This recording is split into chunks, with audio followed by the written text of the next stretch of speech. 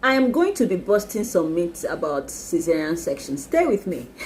In the spirit of cesarean section awareness, I'm going to be busting 7 myths about cesarean section. 1. Cesarean section is the easy way out. What? Cesarean section is not the easy way out. Remember, it's a major surgery, major abdominal surgery. And things can go wrong. There's the risk of anesthesia. There's risk during surgery itself. Recovery post-operatively. There are different levels of risk involved. So it is never the easy way out. 2.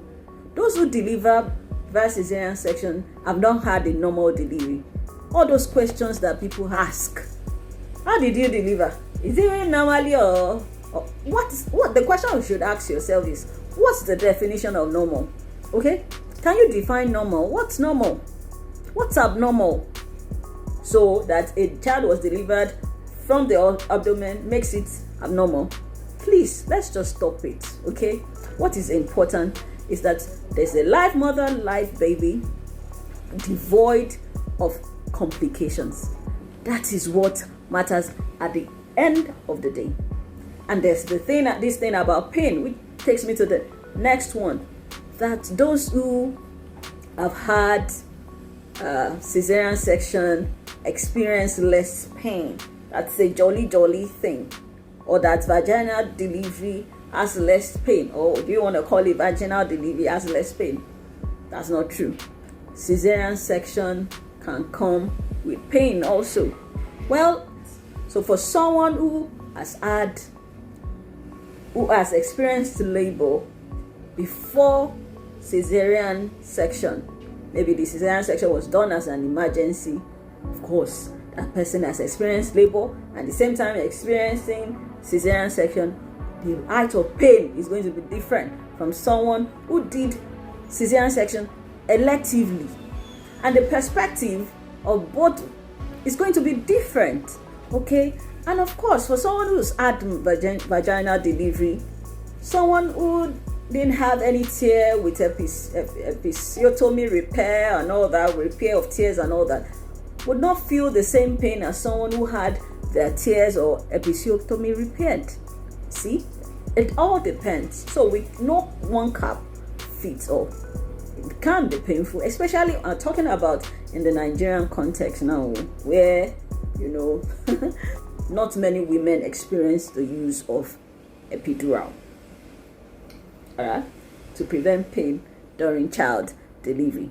So moving on to the 4th one now, that women who deliver via cesarean section are not strong enough. Oh my goodness, I'm blocking my ears because I do not want to hear it. So you want to measure a woman's strength by their ability to deliver via vaginal delivery or not? Please. Can you fathom someone bringing another person, an individual to life, endangering their own life, subjecting themselves to anesthesia, being cut open just to bring another human to life? They are all superheroes, whether they delivered vaginally or per abdomen. They are all superheroes. So never you say that anymore, okay? If you've had that impression, it's the time to correct it. Every woman is a superhero, whether vaginal or cesarean section. We celebrate you all. 2 ants in the hair. 2 ants in the hair for you all. And there's the 5th one, talking about children born via cesarean section are less healthy. You say what? They are less what?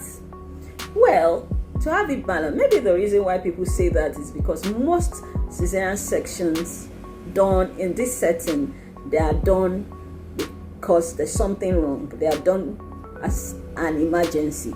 When there's an emergency, that means something is already going wrong. They might have done that cesarean section because of fetal distress, such that baby now needed resuscitation and everybody's doing So people now feel that it's the cesarean section that has caused the fetal distress. Or well, cesarean section does not make a baby unhealthy.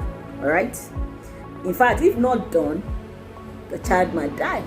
So the only thing that happens is that the microbiome, the normal flora that the vaginal delivered babies are exposed to, may slightly be different from the ones that the ones delivered per abdomen are exposed to. Otherwise, not much of a difference. Doesn't make them unhealthy. Please, if you have that erroneous belief, it's time to put it down.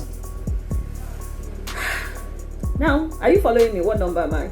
The sixth one, that cesarean section can only be done when something is wrong. A woman can decide that cesarean section I want to do. The important thing is that the woman and the family would have been counseled on the pros and cons. So maternal request can be an indication for cesarean section, provided she understands the risks and benefits, and a woman can decide that that's what I want. She wouldn't be questioned. So it is not only when something is wrong that cesarean section can be done. It can also be done maternal request. The last myth that I'm going to bust is that once you've had cesarean section, you would always continue to have cesarean section.